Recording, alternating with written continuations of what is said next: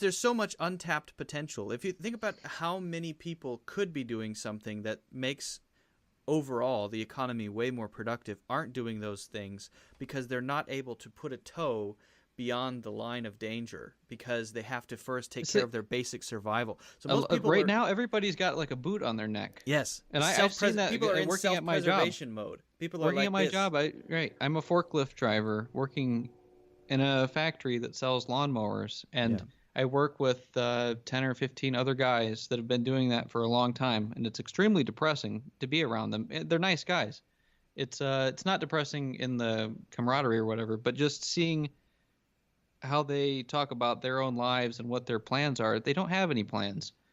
It's just survival mode. Yeah. And they're doing a job that back in the 50s or like early 20s or something, back in history would be, I mean, you would be able to do that and buy a house, buy a car, and do anything you wanted. Yeah. You're loading trucks for a big company that's sending out all these lawnmowers. It's, a billion-dollar company. But they're still scraping by. Yeah.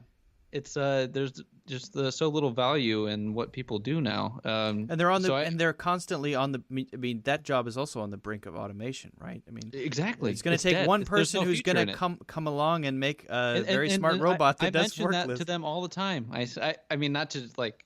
It's funny in the break room. There's a video of a machine that picks up the.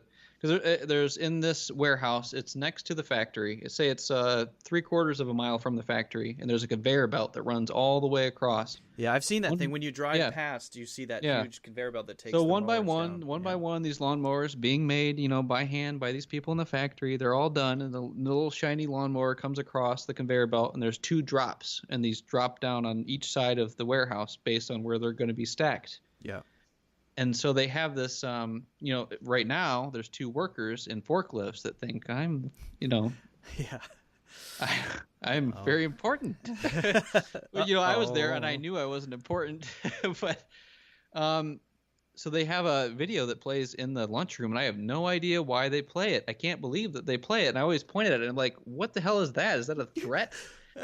Because why do they play it? I'm guessing it's some it's an arm. It's a mechanical that they're gonna build, right? That picks up the lawnmowers. They're gonna build it. Come off the drop. Yeah, and they're gonna install it, and it's gonna stack. And then a guy. Does the arm also do the middle finger as it moves to the next mower? Sorry, exactly. Sorry about your jobs. Why are you showing this? Man, that's cruel. But are you saying the guys don't get it? They don't get it. They're not. They don't. It'll never work. It'll never stack up. Yeah, that's what they all say. I talked to our cousin Joe at a family thing, and I talked to him about automated trucks. He's like, they'll never be able to do it. I'm like, they already are doing it. They're doing it now. This is not, it's not 10 years away. It's like 5 years away. Yeah, And then, that arm thing is a lot easier than the truck thing as well. That arm, and all you forklifts. Is put all this shit on tracks, and they're like, well, but sometimes the boxes come down real shitty, and I think, well, that's probably because the box was made by a human. As soon as they get a robot, yeah. As soon as there's a robot, it's funny, but it's also sad. More errors, and everything's going to be very smooth here. Yeah, it's going to be a robot-made lawnmower going into a robot-made box. And the thing is, did you know MTD is being bought by Black & Decker? Oh, really? Not that anybody knows what MTD is, but it's a prestigious $1 billion It's a big company. Cub Cadet, yeah, it's a lot of lawnmowers. But Black & Decker bought a fifth of the company with the guaranteed option to be able to buy the whole thing, and they're definitely going to buy it. Yeah. So as soon as they're going to buy it, they're going to automate to save cost. Yeah. I'm not laughing because that's funny. I'm laughing because it's sad that it's coming at everyone like an oncoming train. It really is an oncoming train. And it's already happening. And then as soon as it happens to when I go to a CVS that has self-checkout compared to one that doesn't, I always use self-checkout. When I go to Walmart, every single time I go to self-checkout, they have it's much more efficient. 15 kiosks that you can go to and just do it by yourself. Now you only need one lady to come along and say, "Do you need any help? Can I see your license if you got beer there?" Bring alcohol. I just need to check your license. then that's next. And when that happens, then shit's going to hit the fan in a big way. And retail workers, I mean, well, that's what I mean. When it happens in retail, that's when shit hits the fan. Seriously. I'm assuming all your viewers that are be watching this, they know about Andrew Yang and what we're talking about. I don't know. I don't care. I don't know Anybody who the viewers that's going to are. click about something about Andrew Yang would know about what we're talking about. But basically, the fact that automation will destroy every job that exists, basically for low-level workers. Not necessarily even that, because think about a lot of jobs that require that used to be considered high-level jobs, like the entire field of radiology has been vanquished. Radiology used to be something that you had to go to school for many years to learn. Gone, right? Because AI can look at an X-ray and see a cancer or a tumor much more accurately than a human being can. There's no reason to have radiologists anymore. What's it like? The only things that and paralegals will be gone because they just research stuff, right? Certain like legal assistants who work in law offices. Not the people in the courtroom, but the people who do all of the research. It's a waste of money to pay those people to do that when you can set up an algorithm. And there are already programs that can find exactly what you need with all of the sources. I guess the whole thing, like that our system has boiled in, or like everything that we've been striving for as human beings has come to this point. Right? We started out in caves with clubs. And we had trouble making fires. I'm just talking about like cartoon level, but you know what I mean. Yeah. That's how we started. Yeah. So in our greatest dreams, we dreamed of living in a place where we had no need. We had no wants. We did not have to work. We didn't have to wander in and out of the cold. All that stuff. And now we're getting there, but it's not actually being gotten to by everyone. You know what I mean? Mm-hmm. The benefit has only been to a very, very few, and a lot of people, companies. I guess you could argue that it isn't because, but it's not even people that live in squalor now don't live in squalor like they used to. Right. You have a lot more comfort even at the lowest level. And I don't like to jump to companies being evil either because no, they're not. Because I don't think that even though a company's job is to innovate and so what happens when a company innovates is it gets powerful and it gets huge and it destroys old industries. So I don't think the only thing that Amazon does that's evil, in my opinion, is sell its own products ahead of other people's products. Amazon, those Amazon Basics thing. That's evil. That's about it, though. There's supposed to be regulatory agencies that keep them in check. It's not to where their they don't job to do that. Take exactly. Over. So it's not their job to not do that either. It is kind of shady and not good in the long run for them, maybe. But there should be a company that is why Andrew Yang is the best man and the only man, in my opinion, or man or woman, that is going to be of any benefit to society. That being elected, like. I would take Andrew Yang or Donald Trump in that I would like things to either get better or burn. And I don't think Bernie or burn more so they can get better. Yeah. That's kind of where I'm at. I don't think Bernie is the answer. I really don't. I used to like him because in that time he made more sense to me. But right now I see him more as like extra politicizing and some stopgap measures and on the complete wrong side of social justice warrior stuff. Mm-hmm. He's more troubling to me than he is helpful. Interesting. Yeah. I certainly think you hear the thunder? Yeah. It was well timed. You said some ominous things, and then God agreed with you. Portended to much doom. Yeah. God, every time Gabe says an ominous thing, God builds a bench. With a little plaque on it. It says, Bernie Sanders, rest in peace. 2016 was your year, bro. Other people blew it. So I think, for example, the way that a lot of people like Elizabeth Warren, who I like her energy, or not her energy, I like that I like that she yells at bankers. I think that's entertaining.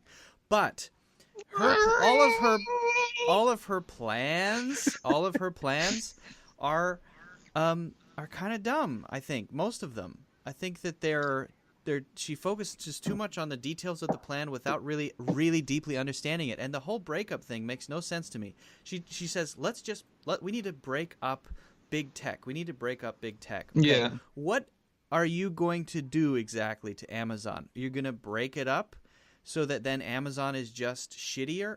The complex web of what makes Amazon so convenient is that it has to work seamlessly. If you break up Amazon, everyone's going to suffer because then Amazon's going to suck, and there's nothing else that's even close. Because there's a lot of people out there that actually like their Amazon. Off. Yeah. Yes. What you should do. It's one-day shipping now. So it's not like you can just sort of, like, she wants to just go in with a giant a cleaver. She wants to just hack big companies to pieces because they're big. But if you hack Google to pieces because it's big, then you're going to make Google suck, and then we all have to use Bing, and Bing sucks, and so everything's going to just suck. So a company needs to work efficiently. If you want to be smart about it, then you should say, okay, well, look what Amazon is doing. That particular thing that they're doing is kind of antitrust territory. Let's make sure that they don't sell their own products on their own website. They're not allowed. Okay, that makes sense. I understand that. Smart. It's like you have a massive churning dam of water coming down. You're like, this is just too powerful. Like, what are we going to do? Let's just destroy it. Yeah. Or you could just funnel some of it off, to where it would be more useful, where there's other people thirsty on the side. Yeah. I mean, it's still going to be, everything's going to be beautiful. Just be take smart. The pieces of it that you can. Yes, be smart. Don't destroy it. Yes. Which I think that's what's wrong with her, because she's always just like histrionic about banks. Because I read something in her history that her father was mistreated by banks and she had this grudge against banks. And I get it. I hate banks. I mean, people that run them are probably assholes. Yes, but why are banks bad? It's because there are specific things about banks that have been deregulated that should be regulated. Yes, right. That doesn't mean you develop a personal grudge and go on an emotional tirade and take your axe out and just smash them. That's not the answer. It's like if there's a giant grizzly bear. She's basically a comic book villain. Yeah. It's like if there were a giant grizzly bear and you didn't like that the grizzly bear was big and strong, so you decided to just Grizzly Bear. Well, that's his name. His name is Brizzly Bear. He's the biggest grizzly bear. And so you decided to go into the forest and just execute him for being who he is, right? That policy makes no sense. Like, let's figure out how to just make sure that Brizzly Bear doesn't get into the schoolyard and eat the children. Let's just make sure we have things in place that protect what needs to be protected. Make sure Amazon is not selling their own products so that their people on the platform don't suffer. I guess, yeah. We have to figure out. I don't think either of us figured out exactly the right metaphor, but mine was the right one. Mine was perfect. Brizzly Bear. Brizzly Bear is the perfect analogy. That's merch I would buy if you make a Brizzly Bear sweatshirt. You don't like my tape merch?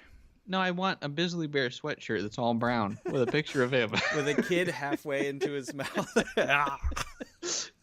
It says, keep Brizzly Bear out of the playground. Yeah. Keep Brizzly Bear out of the playground. Liz Warren. Yeah. Liz Warman. Liz 2020. No, that's an Andrew Yang shirt, maybe. Brizzly Bear! He's getting too close. That's the kind of thing she would rail about. Yeah. I like her. She probably has her intensity when she's talking to bankers. I bet she's got some Brizzly blood. I bet she's a 20th. I think she probably needs to sit down with Brizzly Bear, smoke a joint, and just cool down for a second. I think she's a hack and a fraud. I like when she talks to bankers. I think that's exciting. I don't like her at all. Okay. Because, she's proven herself to be untrustworthy. But I didn't like when she wouldn't back Bernie Sanders when he needed it. Yeah, I didn't like that. That's it. I wrote a whole song about that. Yeah, which I'm very proud of. That was scummy. That was stinky. That was a real stinker move. She didn't back Bernie, and then right after that, she didn't back the Dakota Access Pipeline protesters when they were trying to keep the government out of their Dakota territory. Liz. Liz. And she's a Native American, supposedly. Liz! And that she presented genetic evidence of it. I hope she doesn't walk into a forest and accidentally come across Brizzly Bear in a bad temper. He's all about business. He just smoked his last bag of weed and he's out. Now he's I don't pissed. get why he smokes weed, but I like that it's part of his mythos. It's growing now. Yeah. Brizzly Bear. He's got a hunger on for toddlers. Yeah, he should. It's not a good metaphor because he shouldn't eat any of them. Yeah. So what we're trying to say is that there's something good about big tech that could be channeled into better resources. So what you were saying is he should just eat part of the children. And no, I was saying that we should build fences around the school so that Brizzly Bear can't get in. And we should take away his laser cutter so he can't cut through the fence. We should give him more powerful weed so that he just feels slow and lazy all the time. Right. Taint his weed. No one should have given him that laser cutter. That's where he went wrong. Well, yeah. I tend to agree. It was this Amazon Basics laser cutter.